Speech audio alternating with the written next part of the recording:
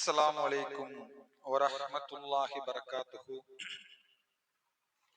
إن الحمد لله نحمده نستعينه نستغفره ونعوذ بالله من شرور أنفسنا ومن سيئات أعمالنا. من يهده الله فلا مضل له ومن يضلل فلا هادي له.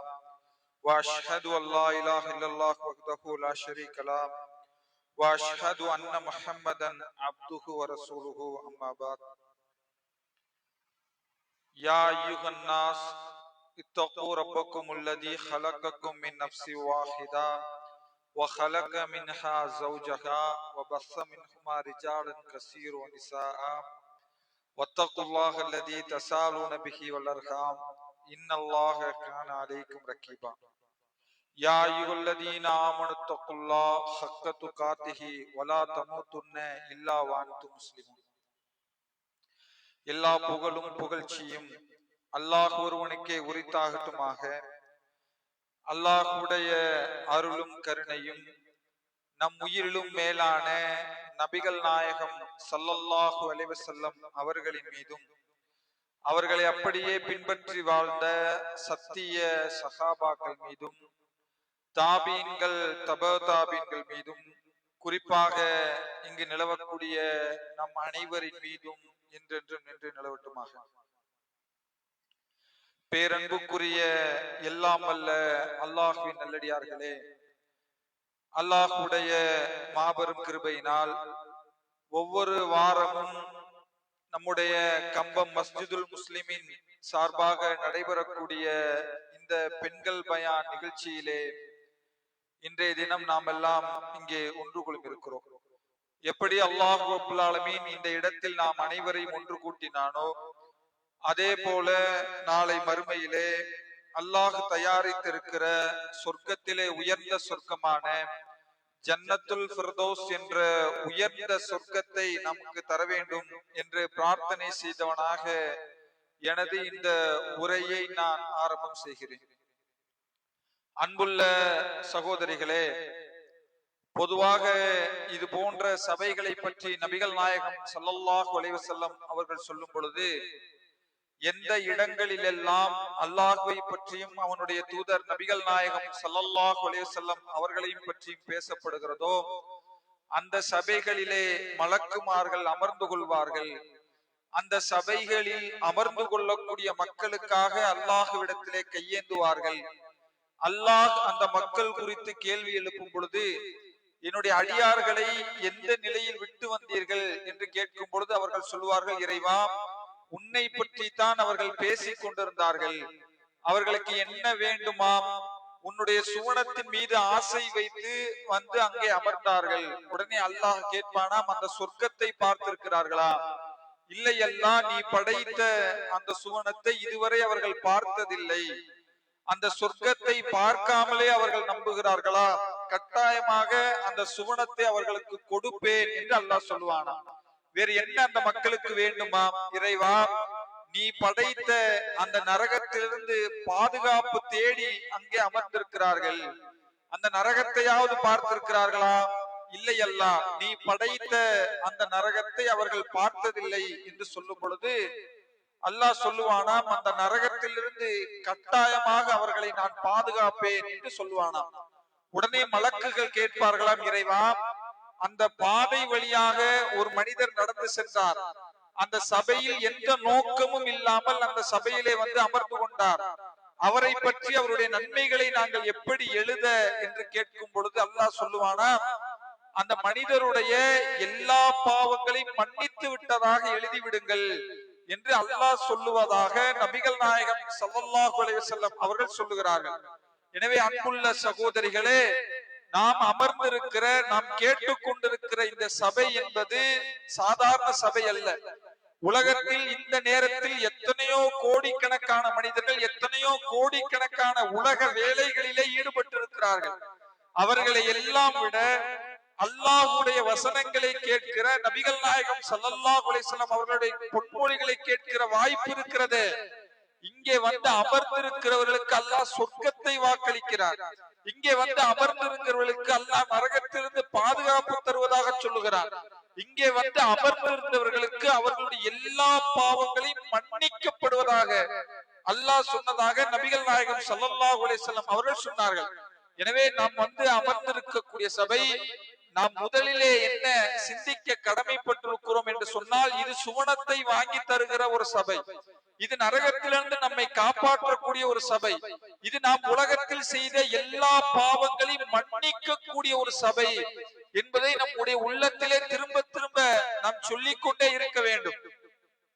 ஏனென்று கேட்டால் அல்லாஹ் திருமறை குர்ஆனிலே சொல்லும் பொழுது, அவர்களுக்கு நாம் நன்மை செய்ய நாடி இருந்தால் நல்ல விஷயங்களை கேட்க செய்திருப்போம் என்று அல்லாஹ் திருமறை குர்ஆனிலே சொல்லுகிறார். அப்ப அல்லாஹ் ஒரு மனிதனுக்கு நன்மை செய்ய முடிவெடுத்து விட்டால் அல்லாஹ் எப்படி சொல்லுகிறார், நான் ஒருத்தருக்கு நல்லது பண்ணிட்டா நிறைய செல்வத்தை கொடுத்துட மாட்டேன், நிறைய பொருளாதாரத்தை கொடுத்துட மாட்டேன், நிறைய உலகத்திலே கிடைக்கிற எல்லா இன்பங்களையும் கொடுத்து விட மாட்டேன். நான் ஒருவரை நேசித்து விட்டால், நான் ஒருவருக்கு நல்லது செய்ய வேண்டும் என்று முடிவெடுத்து விட்டால், நான் ஒருவருக்கு நன்மை தர வேண்டும் என்று முடிவெடுத்து விட்டால் அல்லாஹ் சொல்லுகிறான், நல்ல விஷயங்களை நாம் கேட்க செய்திருப்போம் என்று அல்லாஹ் சொல்லுகிறான்.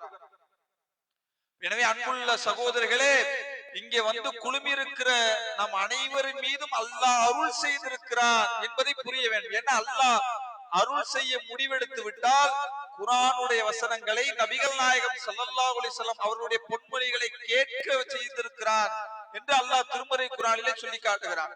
அதே போல இந்த கேட்கிற இந்த விஷயங்களை பொறுத்தவரை அல்லாஹ் திருமறை குர்ஆனிலே சூரா முல்க் என்கிற அத்தியாயத்திலே பேசுகிறான். அந்த அத்தியாயத்திலே அல்லாஹ் பேசிக் கொண்டு வரும் பொழுது நரகத்தில் இருக்கிற மக்களை பார்த்து அல்லாஹ் அவர்கள் பேசுவார்களா, தகாது தமையசு மினல் கைல் குல்லமா உல்கிய ஃபீஹா ஃபௌஜுன் சாலஹும் ஹஸனத்துஹா லம் யாத்திக்கும் நதீர். உங்களிடத்திலே வந்தார்களா, உங்களிடத்திலே அச்சமூட்டி எச்சரிக்கை செய்யக்கூடிய யாரும் உங்களிடத்திலே வரவில்லையா என்று நரகத்தில் இருப்பவர்களை நோக்கி அந்த அவர்கள் கேட்பார்களாம். நரகத்தில் இருக்கிற மக்கள் சொல்வார்களாம், காலூபலா, ஏன் இல்லை, அவர்கள் வந்தார்கள். அவர்கள் சொல்லிவிட்டு அவர்கள் சொல்வார்களாம், வகாலு லவ் குன்னா நஸ்மஉ அவ் நஅகிலு, நாங்கள் அதை கேட்டிருந்தால், நாங்கள் அதை செவிமடுத்திருந்தால் இந்த நரகத்துக்குள் வந்து நுழைந்திருக்க மாட்டோம் என்று அவர்கள் சொல்லுவார்கள் என்று அல்லாஹ் ரப்பல் ஆலமீன் திருமறை குர்ஆனிலே நமக்கு சொல்லி காட்டுகிறான். எனவே நரகத்தில் இருக்கிற மக்களுக்கு அல்லாஹ் தடுக்கிற ஒரு வாய்ப்பு என்ன என்று கேட்டால், மார்க்க விஷயங்களை அவர்கள் கேட்க மாட்டார்கள், மார்க்க சபைகளிலே அவர்கள் பங்கெடுக்க மாட்டார்கள், மார்க்கம் சபைகளை பேசக்கூடிய இடங்களிலே அவர்கள் அக்கறை செலுத்த மாட்டார்கள் என்று அல்லாஹ் ரப்பல் ஆலமீன் இந்த வசனத்தின் மூலமாக நமக்கு சொல்லி காட்டுகிறார். எனவே அன்புள்ள சகோதரர்களே, அதனால்தான் இன்னைக்கு கண்ணுக்கு முன்னாடி பார்க்கிறோம், எத்தனையோ இஸ்லாமிய மக்கள் இந்த பகுதியிலே இருக்கிறார்கள். அவர்கள் மார்க்க சபை என்று அழைக்கப்பட்டால் மற்ற மற்ற காரியங்கள் எடுத்து பாருங்க. ஒரு திருமணம் என்று சொன்னால் அந்த சபை, அந்த ஏரியா, அந்த பகுதி முழுக்க கூடி விடுவார்கள். ஒரு மண்டபம் முழுக்க நிரம்பி வழிந்து விடும். ஒரு குடும்பத்துக்கு ஒரு திருமண அழைப்புதல் கொடுத்தோம்னா அந்த கணவன், மனைவி, அவர் அண்ணன், அவர் தம்பி, ஒரு குடும்பம் முழுக்க அந்த திருமணத்திலே பங்கெடுப்பார்கள். வேற ஏதேனும் நிகழ்ச்சி, ஒரு வீடு கட்டுற நிகழ்ச்சியா, வேற ஏதேனும் விருந்து சம்பந்தப்பட்ட நிகழ்ச்சியா என்று சொன்னால் அந்த வீடு முழுக்க மக்கள் கூட்டம் கூட்டமாக நிரம்பி வழிவார்கள். ஆனால் மார்க்கம் என்று சொன்னால், மார்க்க நிகழ்ச்சி என்று சொன்னால், குர்ஆனுடைய வசனங்கள் பேசக்கூடிய இடங்கள் என்று சொன்னால், நபிகள் நாயகம் ஸல்லல்லாஹு அலைஹி வஸல்லம் பொன்மொழிகள் அறிவுறுத்தக்கூடிய இடங்கள் என்று சொன்னால், மக்களிடத்தில் இன்றைக்கு அவ்வளவு அலட்சியம் இருப்பதை பார்க்கிறோம். மார்க்க கல்விகளை பற்றி அதை தேடுவதற்கும் அதை படிப்பதற்கும் எந்த விதமான முனைப்பும் இல்லாத சில சகோதரிகளை பார்க்கிறோம். எனவே அன்புள்ள சகோதரர்களே, அவர்களுக்கு அல்லாஹ் சொல்லக்கூடிய எச்சரிக்கை என்ன தெரியுமா? அவர்கள் நரகத்தில் இருக்கும் பொழுது நாங்கள் கேட்டிருந்தால், நாங்கள் செவிமடுத்திருந்தால் நரகத்துக்கு வந்திருக்க மாட்டோம். எங்களை அழைத்தார்கள், எங்களுக்கு வீடு வீடாக வந்து கொடுத்தார்கள், ஒரு மார்க்க நிகழ்ச்சி என்று அழைத்தார்கள், நாங்கள் அதற்கு பதிலளிக்கவில்லை, நாங்கள் அந்த சபைகளிலே கலந்து கொள்ளவில்லை, எந்த நன்மையும் நாங்கள் கேட்கவில்லை, எந்த நன்மைகளை கேட்டாலும் அதை நாங்கள் செவிமடுக்கவில்லை, அதனால் நரகத்துக்கு வந்தோம் என்று அவர்கள் சொல்லுவார்கள் என்று அல்லாஹ் ரப்பல் ஆலமீன் திருமறை குர்ஆனிலே நமக்கு சொல்லி காட்டுகிறார். எனவே அன்புள்ள சகோதரர்களே, இது போன்ற சபைகளை நாம் முதலிலே அதிகம் ஏற்படுத்திக் கொள்ள வேண்டும். இது போன்ற சபைகளில் ஏனென்று கேட்டால் இந்த சபைகளை அழைக்கப்படும் பொழுதே ஷைத்தான் நம்முடைய உள்ளத்தில் சில எண்ணங்களை போடுவான், சில சிந்தனைகளை போடுவான். அதையெல்லாம் முறித்து விட்டு இது போன்ற அல்லாஹ்வுடைய சபைகளில் பங்கெடுப்பதே அல்லாஹ்வுடைய அருள் பெற்றவர்கள், அல்லாஹ் அவர்களை நேசிக்கிறான், அல்லாஹ் அவர்களுக்கு நன்மை செய்ய முடிவெடுத்து விட்டான் என்பதை திருமறை குர்ஆனிலும் நபிகள் நாயகம் ஸல்லல்லாஹு அலைஹி வஸல்லம் அவர்களுடைய பொன்மொழிகளிலும் இது போன்ற செய்திகளை நாம் பார்க்கிறோம். எனவே அன்புள்ள சகோதரிகளே, அப்படிப்பட்ட மலக்குமார்கள் சூழக்கூடிய இந்த அற்புதமான சபையிலே நான் உங்கள் முன்னிலையிலே பேச எடுத்துக்கொண்ட தலைப்பு முஃமினது வாழ்வில் சோதனை என்கிற தலைப்பை நான் எடுத்துக்கொண்டேன். அன்புள்ள சகோதரிகளே, இந்த தலைப்பு நான் தேர்வு செய்ததற்கான காரணம் என்ன என்று கேட்டால், மனித வாழ்க்கையினுடைய மறு உருவமாக இந்த சோதனை என்கிற அம்சத்தை சொல்லலாம். இந்த சோதனை என்பதை பொறுத்தவரை இந்த சோதனைக்கு எதிராகத்தான் இன்றைக்கு ஒட்டுமொத்த மனித சமுதாயமும் போராடி கொண்டிருக்கிறார்கள். எந்த ஒரு உலகத்தில் வாழக்கூடிய எந்த ஒரு மனிதராக இருந்தாலும் உலகத்தில் எந்த சோதனையும் இல்லாமல், எந்த கவலையும் இல்லாமல், எந்த கஷ்டமும் இல்லாமல் எந்த ஒரு மனிதனும் இந்த உலகத்தில் சோதனை இல்லாமல் வாழ்ந்துவிட முடியாது என்பதை நாம் சர்வ சாதாரணமாக கண்ணுக்கு முன்னால் பார்க்கிறோம். திருமறை குர்ஆனுடைய வசனங்களிலே பார்க்கிறோம், நபிகள் நாயகம் ஸல்லல்லாஹு அலைஹி வஸல்லம் அவருடைய பொன்மொழிகளிலே பார்க்கிறோம். எந்த அளவுக்கு பார்க்கிறோம் என்று கேட்டால், அல்லாஹ் திருமறை குர்ஆனிலே சிலாகித்து சொன்ன எத்தனையோ நபிமார்கள், நபி மூசா அலைஹிஸ்ஸலாம், நபி ஈசா அலைஹிஸ்ஸலாம், நபி இப்ராஹிம் அலைஹிஸ்ஸலாம், நபி யூசுப் அலைஹிஸ்ஸலாம், எந்த நபிமார்களாக இருந்தாலுமே உலகத்தில் எந்த சோதனையும் இல்லாமல் நிம்மதியாக மகிழ்ச்சியாக வாழ்ந்தார்கள் இல்லை. குர்ஆனிலே அப்படி சோதனை இல்லாமல் வாழ்ந்தார்கள் என்று சொல்லப்படவில்லை. அதே நேரத்தில் இந்த உலகத்திலே கெட்ட மனிதராக அடையாளப்படுத்தக்கூடிய, அது ஃபிரௌனாக இருந்தாலும் அல்லது காரூனாக இருந்தாலும் உலகத்தில் அவனுக்கு சோதனை இல்ல, மிக சந்தோஷமாக உலகத்தில் வாழ்ந்தான் சொல்ல முடியாது. அப்ப உலகத்திலே பார்க்கிற எல்லா மனிதர்களுக்குமே அல்லாஹ் இந்த சோதனை என்கிற அம்சத்தை அல்லாஹ் ரப்பல் ஆலமீன் ஆக்கி இருப்பதை பார்க்கிறோம்.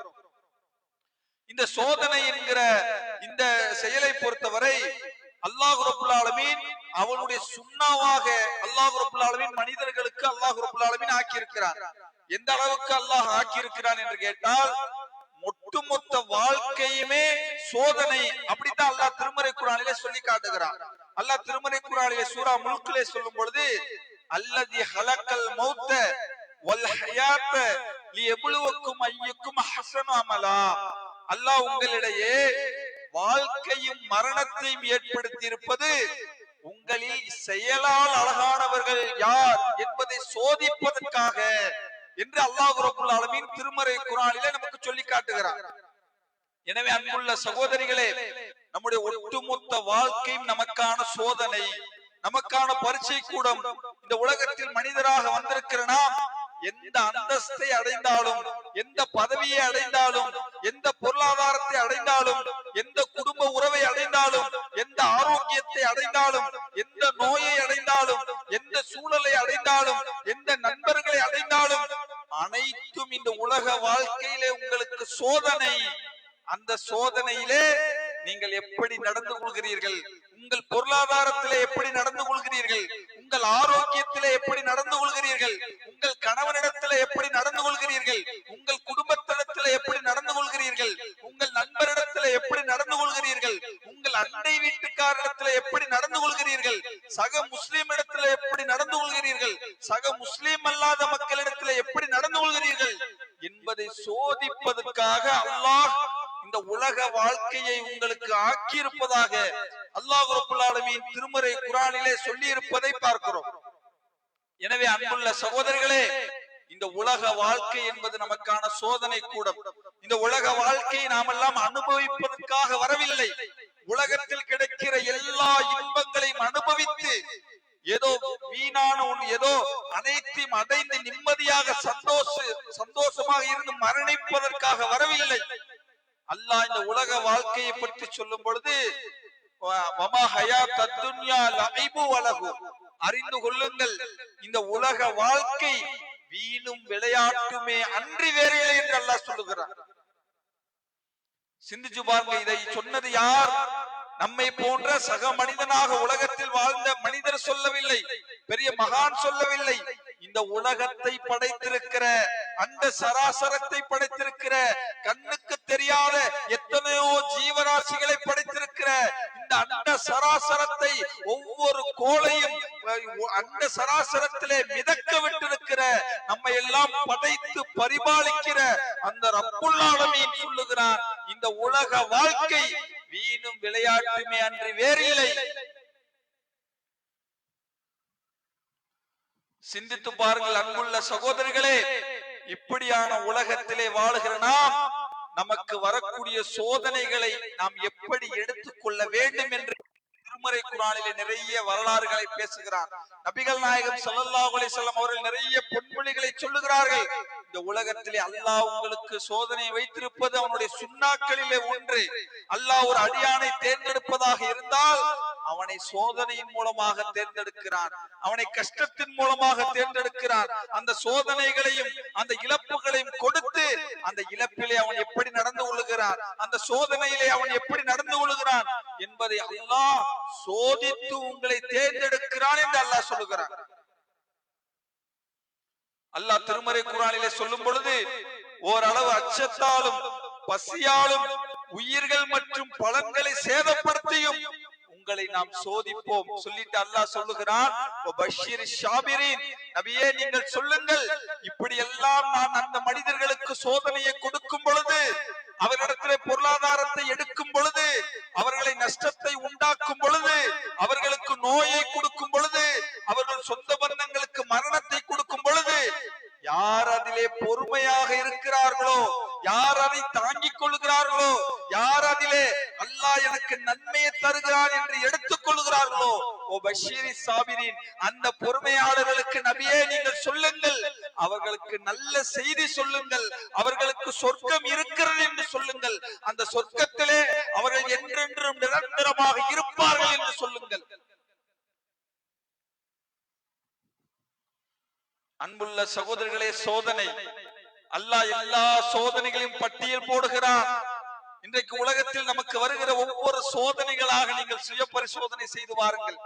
இன்னைக்கு அல்லாஹ் கொடுத்திருக்கிற மிகப்பெரிய சோதனைகளாக நம் கண்ணுக்கு முன்னால் பார்ப்பது பொருளாதாரம். பொருளாதாரம் தான் மிகப்பெரிய சோதனையாக இன்றைக்கு சமூகத்திலே பார்க்கிறோம். நபிகள் நாயகம் ஸல்லல்லாஹு அலைஹி வஸல்லம் அவர்களும் பொருளாதாரம் இந்த சமூகத்துக்கு கொடுக்கப்பட்ட மிகப்பெரிய சோதனைகளில் ஒன்றாக சொன்னார்கள். எந்த அளவுக்கு சொன்னார்கள் என்று கேட்டால், ஒரு தடவை நபிகள் நாயகம் ஸல்லல்லாஹு அலைஹி வஸல்லம் அவர்கள் பள்ளிவாசலிலே ஜகாத்துடைய பொருளை சகாபாக்களுக்கு பிரித்து கொடுக்கிற பொழுது அல்லாஹ்வுடைய தூதர் சொன்னார்கள், என்னுடைய தோழர்களே, இதோ செல்வத்திலே, இதே வறுமையிலே நீங்கள் வழி தவறி போய்விடுவீர்கள் என்று நான் நினைக்கவில்லை. நாளைக்கு உங்கள் மத்தியிலே பொருளாதாரம் எல்லாம் திறந்து கொடுக்கப்பட்டு அந்த பொருளாதாரத்தின் காரணமாக ஒருவரை ஒருவர் அடித்துக் கொண்டு நாளை நரகத்திற்கு சென்று விடுவீர்களோ என்றுதான் பயப்படுகிறேன். அன்புள்ள சகோதரர்களே, அல்லாஹ்வுடைய தூதர் இந்த சமுதாயத்தில் ஃபித்னாவாக, இந்த சமுதாயத்தின் குழப்பமாக, இந்த சமுதாயத்திலே இஸ்லாத்தை கடைபிடிக்காமல் தடுக்கக்கூடிய ஆயுதமாக அல்லாஹ்வுடைய தூதர் இந்த சமுதாயத்திலே பயந்தது பொருளாதாரம். அல்லாஹ் திருமறை குர்ஆனிலே சொல்லி காட்டுகிறான், உங்கள் மக்கள் செல்வமும் உங்கள் பொருட்செல்வமும் அல்லாஹ்வின் நினைவை விட்டு உங்களை திசை திருப்பி விட வேண்டாம். நபிகள் நாயகம் ஸல்லல்லாஹு அலைஹி வஸல்லம் அவர்கள் சொன்னார்கள், எனக்கு பிறகு உங்களை வழிதவறக்கூடிய இரண்டு ஃபித்னாக்களை சொன்னார்கள். ஒன்று பெண்கள், இரண்டாவது பொருளாதாரம் என்று சொன்னார்கள். எனவே அன்புள்ள சகோதரர்களே, அப்படி இன்றைக்கு உலகத்திலே வாழுகிற பொழுது இந்த சின்ன சின்ன நம்முடைய வாழ்க்கைக்கு தேவையான அந்த பொருளாதாரத்தை திரட்டுகிற பொழுது, அந்த பொருளாதாரத்தின் மூலமாக கிடைக்கிற வசதிகளை அனுபவிக்கிற பொழுது அந்த பொருளாதாரம் நமக்கான சோதனை என்றே தெரியாமல் இன்றைக்கு இருக்கிறோம். அல்லாஹ் குர்ஆனிலே கேட்கிறான், வம்மல் இன்சானு இதா மப்தலாஹு ரப்புஹு ஃபஅக்ரமஹு வ நஅமஹு. மனிதர்களுக்கு நாம் பொருளாதாரத்தை கொஞ்சம் கூட்டி கொடுத்தால் அவன் சொல்லுகிறானாம் அல்லாஹ் அவனை கண்ணியப்படுத்தி விட்டான். அதே அல்லாஹ் சொல்லுகிறான் அவனுக்கு பொருளாதாரத்தை கொஞ்சம் குறைத்து கொடுத்தால் அவன் சொல்லுகிறானாம் அல்லாஹ் என்னை இழிவுபடுத்தி விட்டான், கேவலப்படுத்தி விட்டான். அன்புள்ள சகோதரர்களே, அல்லாஹ் இந்த வசனத்திலே சொல்வதை பாருங்கள். அல்லாஹ் மனிதனுக்கு பொருளாதாரத்தை கூட்டி கொடுப்பது அவனுக்கு செய்த அருள் அல்ல. அல்லாஹ் ஒரு மனிதனுக்கு பொருளாதாரத்தை குறைத்து கொடுப்பது அவனுக்கு செய்த அல்லாஹ் அவனை கஷ்டத்துல சிரமத்துல ஆக்க வேண்டும் என்பதற்காக அல்ல. ஆனால் மனிதன் அப்படி பேசுகிறான். அன்புள்ள சகோதரர்களே, அதை இரண்டையும் அல்லாஹ் சொல்லிவிட்டு அல்லாஹ் அதை சொல்லுகிறான், மனிதன் நன்றி கெட்டவனாக இருக்கிறான்.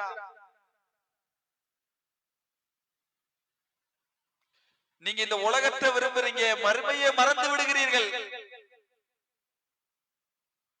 இந்த பொருளாதாரம் என்கிற சோதனை நம்முடைய வாழ்க்கையிலே வருகிற பொழுது அன்புள்ள சகோதரர்களே, இன்றைக்கு சிந்திச்சு பாருங்க.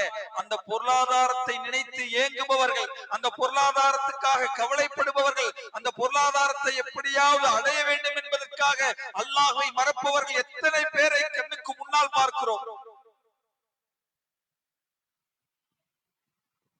அது சோதனை இல்லையா? அந்த சோதனையை சரியாக ஹலாலான முறையிலே அல்லாஹ் சொன்ன அடிப்படையிலே அந்த சோதனையை நான் கையாளுகிறேன் சொன்னவர்கள் எத்தனை பேர்?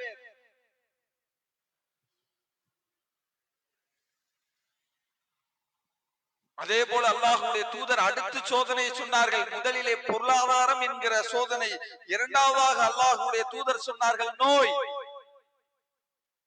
ஒரு மனிதருக்கு அல்லாஹ் கொடுத்திருக்கிற நோய் இருக்கிறதே, நோயும் ஒரு சோதனை தான். எந்த அளவுக்கு சோதனை என்று அல்லாஹ் சொல்லுகிறான் தெரியுமா? ஒரு மனிதர் ஆரோக்கியமான நிலையிலே அவர் 5 நேரம் தொழுதார், நோன்பு வைத்தால், என்ன நல்ல காரியங்கள் எல்லாம் செய்து வந்தாரோ, அதே நேரத்திலே அவர் நோயாளியாக இருந்தால், நோயாளியாக இருக்கிற நேரத்திலே அவரால் முறையாக 5 நேரம் இமாம் ஜமாத்தோடு தொழ முடியாது, நோன்பு வைக்க ஒரு சில நேரங்களிலே முடியாது, மற்ற நன்மையான காரியங்களை செய்ய முடியாது. அப்படி முடியாத நேரத்தில் கூட ஆரோக்கியமான நேரத்தில் செய்து வந்தாரே, அது நோயாளியாகவே இருந்தாலும் அவருடைய கணக்கில் அல்லாஹ் வரவு வைப்பார். நோயாளிகளுக்கு அல்லாஹ் கொடுக்கிற பரிசை பாருங்கள். அன்புள்ள சகோதரர்களை, எப்படிப்பட்ட மார்க்கத்தில் இருக்கிறோம். மற்ற மார்க்கங்களிலே, மற்ற கொள்கையிலே, மற்ற மதங்களிலே நோய்வாய்ப்பட்டவர்களை எப்படி பார்ப்பார்கள், எப்படி பார்க்கிறது இன்றைக்கு உலகம். ஆனால் ஒருவர் நோய்வாய்ப்பட்டால் கூட ஆரோக்கியமாக இருக்கிற நேரத்திலே அவர் செய்த எல்லா நன்மைகளையும் அல்லாஹ் எழுதுகிறார் என்று சொன்னால், நபி ஸல்லல்லாஹு அலைஹி வஸல்லம் அவர்கள் சொன்னார்கள், ஒரு மூமினை பார்த்தால் எனக்கு ஆச்சரியமாக இருக்கிறது, அவனுக்கு ஏதேனும் அல்லாஹ் கொடுத்தால் நன்மை கிடைத்தால் அவன் அதற்காக அல்லாஹ்விடத்திலே நன்றி செலுத்துகிறான். அவனுக்கு ஏதேனும் கிடைக்கவில்லை, துன்பம் நடந்தால், கஷ்டம் நிகழ்ந்தால் அதை அவன் பொறுத்துக் கொள்கிறான். அதுவும் அவனுக்கு நன்மையாகவே மாறுகிறது.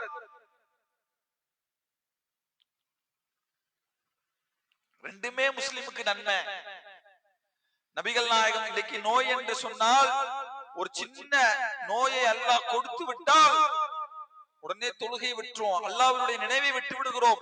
அந்த நோய்க்கு நிவாரணம் பார்ப்பதற்காக லட்சங்களிலே கோடிகளிலே என்ன வேண்டுமானாலும் செஞ்சு உயிரை காப்பாற்றணும், கையை காப்பாற்றணும், காலை காப்பாற்றணும், நோயிலிருந்து விடுபடணும். அதுக்கு இஸ்லாத்தை கூட தூக்கி எறிவதற்கு தயாராக இருக்கிறோம். அன்புள்ள சகோதரர்களே, இந்த உலகத்தில் அல்லாஹ்வால் தேர்ந்தெடுக்கப்பட்ட ஒரு நபியின் வரலாற்றை அல்லாஹ் திருமறை குர்ஆனிலே சொல்லி காட்டுகிறான். நபி அய்யூப் அலைஹிஸ்ஸலாம், நீங்கள் எல்லாம் வீட்டுக்கு சென்று நபி அய்யூப் அலைஹிஸ்ஸலாம் அவர்கள் செய்த அந்த வரலாற்றை அல்லாஹ் படித்து பாருங்கள். அல்லாஹ் திருமறை குர்ஆனிலே 21வது அத்தியாயம் 81வது வசனத்திலே அல்லாஹ் சொல்லுகிறான், நபி அய்யூப் அலைஹிஸ்ஸலாம் அவர்கள் அல்லாஹ்வை அழைத்தார்கள். வஅய்யூப இத்நாதா ரப்பஹு அன்னி மஸன்னி லுர்ர வ அன்த அர்ஹமுர் ராஹிமீன். நபி அய்யூப் அலைஹிஸ்ஸலாம் தன் இறைவனை அழைத்து கேட்டார், பிரார்த்தித்தார். அவர் சொன்னார், இறைவா, என்னை நோய் தீண்டி விட்டது, என்னுடைய துன்பம் தீண்டி விட்டது, கிருபையாளருக்கெல்லாம் கிருபையாளனே, நீதான் மிக கிருபை செய்பவனாக இருக்கிறாய். பல ஆண்டு காலம் நபி அய்யூப் அலைஹிஸ்ஸலாம் அவர்கள் நோய்வாய்ப்பட்டு கிடந்தார்கள். நமக்கெல்லாம் இந்த நிலைமை ஒரு வருஷம் 3 மாசம் 6 மாசம் சுகர் பிரஷர் ஏதேனும் சின்ன சின்ன நோய் வந்தால், தலைவலி வந்தால், காய்ச்சல் வந்தால் அல்லாஹ்வை மறந்து விடுகிறோம்.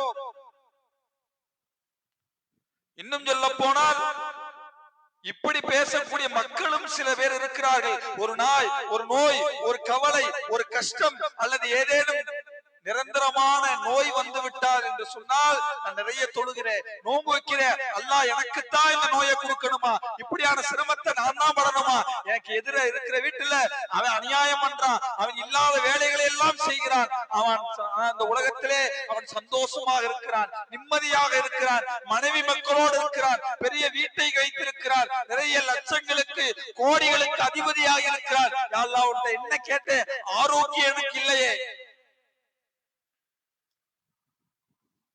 சின்ன நோய்க்காக கூட இன்றைக்கு அங்கலாய்ப்பவர்களாக, இன்றைக்கு இறைவனை மறப்பவர்களாக இருக்கிறோமே.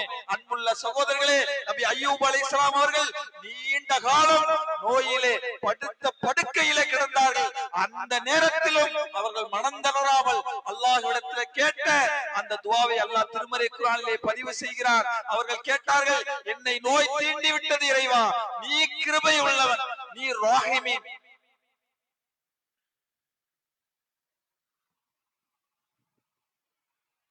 சிந்திச்சு பாருங்கள் அன்புள்ள சகோதரிகளே, நோய் ஒரு சோதனை தான். உலகத்திலே அந்த சோதனையை கூட அல்லாஹ் எப்படி இலகுபடுத்துகிறான் பாருங்கள். ஒரு பெண்மணி நபிகள் நாயகம் ஸல்லல்லாஹு அலைஹி வஸல்லம் அவர்களிடத்திலே வருகிறார், வந்து கேட்கிறார், அல்லாஹ்வுடைய தூதரே, எனக்கு வலிப்பு நோய் வருகிறது, அதற்காக அல்லாஹ்விடத்திலே அதை நிவாரணமாக்கும்படி துஆ செய்யுங்கள். உடனே அல்லாஹ்வுடைய தூதர் சொன்னார்கள், உங்களுக்காக அல்லாஹ்விடத்திலே நான் துஆ செய்கிறேன். ஒருவேளை நான் துஆ செய்தால் அல்லாஹ் அந்த நோயை நீக்கி விடலாம், ஆனால் நீங்கள் இந்த நோயிலே பொறுமை காத்தால் அல்லாஹ் உங்களுக்கு சுவனத்தை தருவான். சொல்லுங்கள், உங்களுக்காக அல்லாஹ்விடத்தில் துஆ செய்யவா என்று கேட்ட பொழுது அந்த பெண்மணி சொன்னார்களாம், இல்லை அல்லாஹ்வுடைய தூதரே, இந்த நோயோடு நான் உலகத்திலே வாழுகிறேன், நான் மறுமையிலே சுவனத்தின் மீது ஆசை வைக்கிறேன். அன்புள்ள சகோதரர்களே, நாளை மறுமையிலே சுவனம் கிடைக்க வேண்டும் என்று சொன்னால் அது வலிப்பு நோயாக இருந்தாலும் மரணம் வரை அந்த நோயிலே மரணிப்பேனே தவிர அந்த நோயை குணப்படுத்தி சுவனம் எனக்கு இல்லை என்று சொன்னால் அந்த நோய் எனக்கு குணப்படுத்த வேண்டாம் என்று முடிவெடுத்தார்கள். ஈமானிய உறுதி சகோதரர்களே, அல்லாஹ் எந்த ஒன்றை கொடுத்தாலும் அதிலே ஒரு நன்மை இருக்கிறது. அல்லாஹ் என்னுடைய பாவங்களை மன்னிக்கலாம், அல்லாஹ் நான் செய்த எத்தனையோ காரியங்களிலிருந்து பாடங்களை எனக்கு நடத்தலாம், அல்லாஹ் இதன் மூலமாக எத்தனையோ விஷயங்களை எனக்கு புரிய வைக்கலாம்.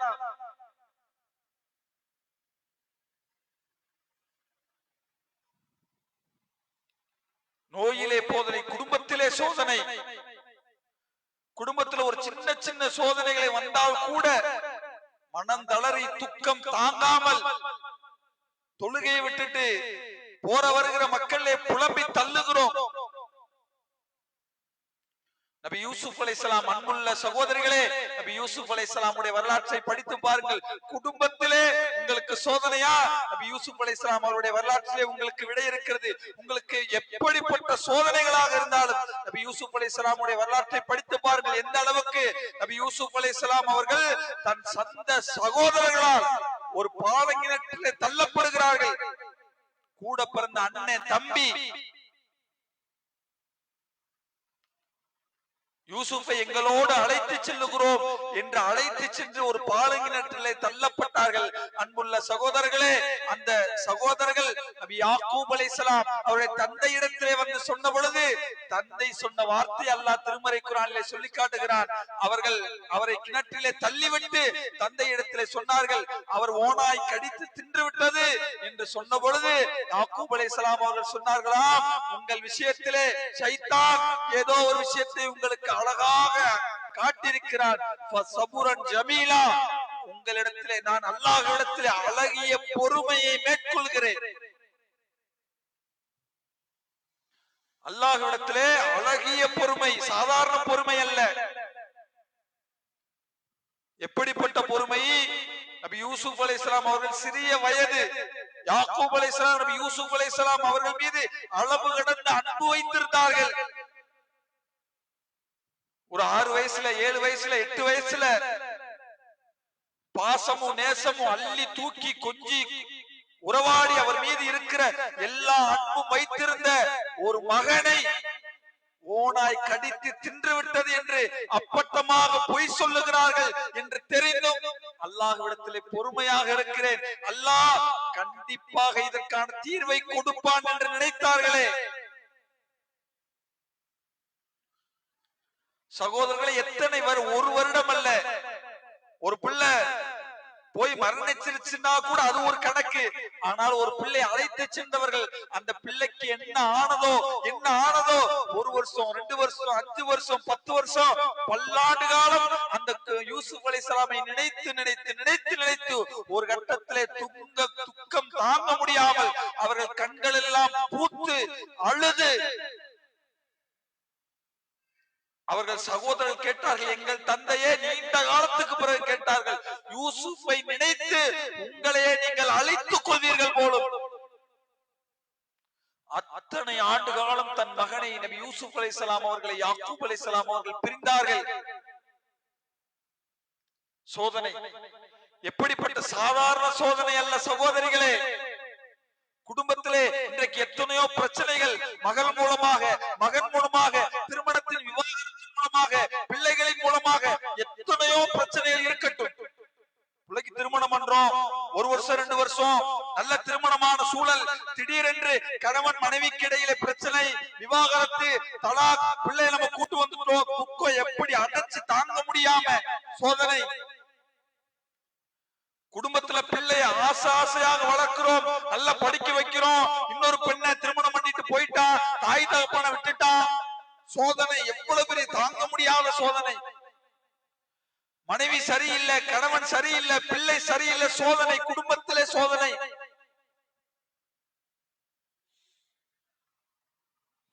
யூசுப் அலைஹிஸ்ஸலாம் எப்படி சோதனை, அந்த குடும்பத்துக்கே சோதனை.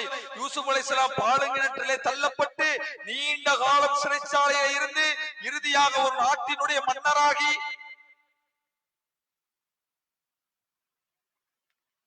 சிறைச்சாலையிலே தள்ளப்பட்ட பொழுது யூசுப் அலைஹிஸ்ஸலாம் அவர்கள் என்ன நினைத்திருப்பார்கள்? யா அல்லாஹ், என்னை கேவலப்படுத்திட்டியே, அசிங்கப்படுத்திட்டியே அப்படி சொன்னாங்களா? அப்படி சொன்னதாக வரலாற்றை அல்லாஹ் சொல்லுகிறானா? அந்த சிறைச்சாலையில் கூட தன் அருகில் இருந்த 2 சிறை தோழர்களுக்கு அல்லாஹ்வை பற்றி அறிமுகப்படுத்தி அவர்கள் தாவா செய்தார்கள், இஸ்லாத்தை நோக்கி அவர்களை அழைத்தார்கள். அல்லாஹ் குர்ஆனில் இந்த வரலாற்றை சொல்லுகிறான். அந்த சோதனையிலும் கூட அத்தாவை பிரிஞ்சு, சகோதரர்களை பிரிஞ்சு, தம்பியை பிரிஞ்சு நீண்ட காலம் ஒரு நாட்டிலிருந்து இன்னொரு நாட்டுக்கு சென்று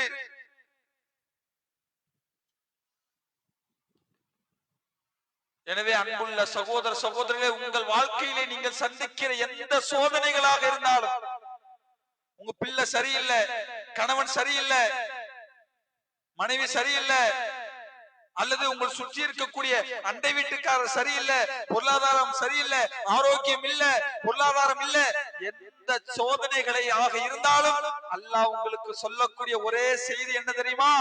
அத்தனை சோதனைகளையும் அல்லாஹ் பட்டியல் போடுகிறான். பட்டியல் போட்டுவிட்டு அல்லாஹ் சொல்லுகிறான், நபியே சொல்லுங்கள், அந்த சோதனைகளை எல்லாம் பொறுத்து கொண்ட மக்களுக்கு சொல்லுங்கள், அவர்கள் சொர்க்கத்திலே இருப்பார்கள். அந்த சொர்க்கத்திலே ஆறுகள் நிரந்தரமாக ஓடிக்கொண்டே இருக்கும், அவர்கள் கனிகள் தாழ்ந்து தொங்குகின்ற அவர்கள் பழங்களை பெறுவார்கள். அப்படிப்பட்ட மக்களுக்கு நல்ல செய்தி சொல்லுங்கள் என்று சொன்னார்கள்.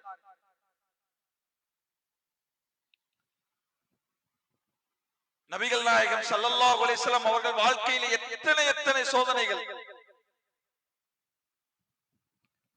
40 வயதுக்கு பிறகு அந்த சமுதாயத்திலே தன்னை நம்பிக்கைக்குரியவர், உண்மையாளர் என்று சொன்ன சமுதாயத்தால் அடிக்கப்பட்டார்கள், விரட்டப்பட்டார்கள், ஊரில் இருந்தே விரட்டப்பட்டார்கள்.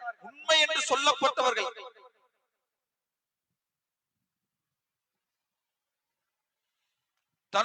தனக்கு முன்னால் 3 மகள்கள் நபிகள் நாயகம் ஸல்லல்லாஹு அலைஹி வஸல்லம் அவருடைய மரணத்துக்கு கண்ணுக்கு முன்னால் முன்னால் 3 மகள்கள் இறந்தார்கள். சோதனை, உயிர்களை பறித்து அல்லாஹ் சோதிக்கிறான். பெத்த புள்ளங்க ஃபாத்திமா ரலியல்லாஹு அன்ஹா அவர்களை தவிர நபிகளாருக்கு பிறந்த 3 பெண் மக்களுமே மரணித்து விட்டார்கள். தளரல, பொறுமை இழக்கல. எத்தனை மரணங்கள், எவ்வளவு பொருளாதார இழப்பு. அல்லாஹ்வுடைய தூதருடைய வரலாற்றை படிக்கிற பொழுதெல்லாம் எந்த 3 நாள் வயிறார சாப்பிடல, எத்தனை செய்திகள். அது பாடம் இல்லையா? படிப்பினை இல்லையா? பொறுமைக்கான அழகான எடுத்துக்காட்டு இல்லையா? பொறுமையாளர்களுக்கு அல்லாஹ் எப்படி கூலி கொடுப்பான் என்ற வரலாறு இல்லையா? இப்படி எல்லாம் தங்களுடைய வாழ்க்கையை நடத்தி காட்டிய நபிகள் நாயகம் ஸல்லல்லாஹு அலைஹி வஸல்லம் அவர்களைத்தானே அல்லாஹ் குர்ஆனிலே ஒமா ரஹ்மத்தல் லில் ஆலமீன், ஒட்டுமொத்த மனித குலத்துக்கும் அருளாகவே அனுப்பி இருக்கிறோம். யாரை? நபிகள் நாயகம் ஸல்லல்லாஹு அலைஹி வஸல்லம் அவர்களை அல்லாஹ் சொல்லுகிறார், ஒட்டுமொத்த உலகத்துக்கும் அவர் அருள், அவர் ரஹ்மத் என்கிற வார்த்தையை அடையாளமிட்டு அல்லாஹ்வுடைய தூதருக்கு சொல்லுகிறான். ஏன்?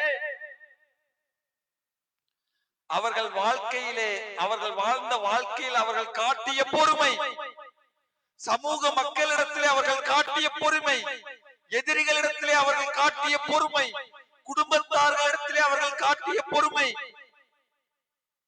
சக தோழர்களிடத்திலே அவர்கள் காட்டிய பொறுமை, ஒரு நாட்டினுடைய மக்கள் மத்தியிலே அவர்கள் காட்டிய பொறுமை.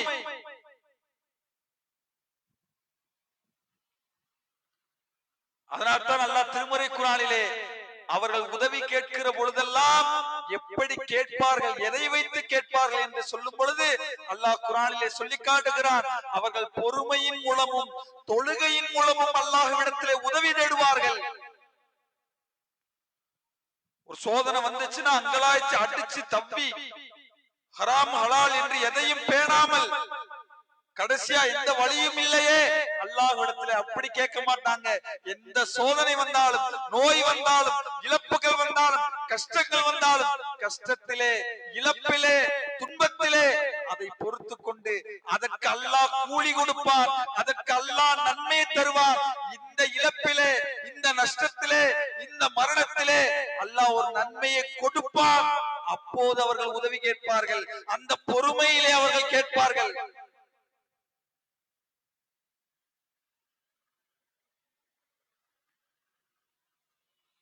அதனால்தான் அல்லாஹ்வுடைய தூதர் பொறுமையை பற்றி பேசப்படுகிற செய்திகள் எல்லாம் எடுத்து பாருங்கள்.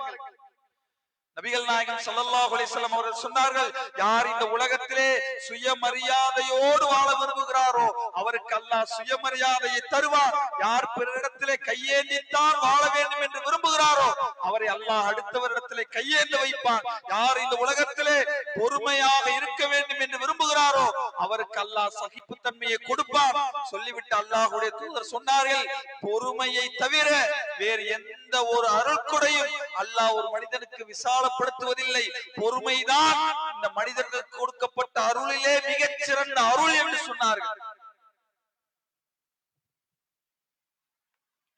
எனவே அன்புள்ள சகோதர சகோதரிகளே, நமக்கு உலகத்தில் ஏற்படுகிற எந்த கஷ்டங்கள் வந்தாலும், எந்த சோதனைகள் வந்தாலும், எந்த இழப்புகள் வந்தாலும், எந்த கவலைகள் வந்தாலும், எந்த பிரச்சனைகள் வந்தாலும், அந்த எல்லா பிரச்சனைகளும், எல்லா கவலைகளும், எல்லா துன்பங்களும் ஒரு சாதாரணமானதுதான். அது அழியக்கூடியதுதான், அது மாறக்கூடியதுதான்.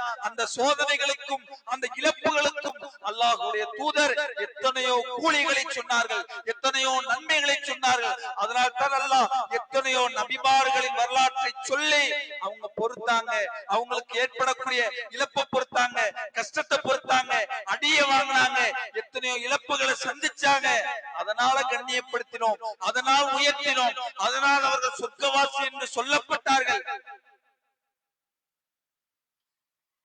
எனவே அந்த பொறுமையை உள்வாங்கி, அந்த பொறுமையை படித்து, அந்த பொறுமையுடையவர்களாகவே இந்த உலகத்திலே வாழ்ந்து அல்லாஹ் தரக்கூடிய எல்லா சோதனைகளிலும் வெற்றி அடையக்கூடிய நன்மக்களாக அல்லாஹ் ரப்பல் ஆலமீன் உங்களையும் என்னையும் ஆக்கி அருள வேண்டும் என்று கூறி என்னுடைய இந்த உரையை நிறைவு செய்கிறேன். அஸ்ஸலாமு அலைக்கும் வரஹ்மத்துல்லாஹி வபரகாத்துஹு.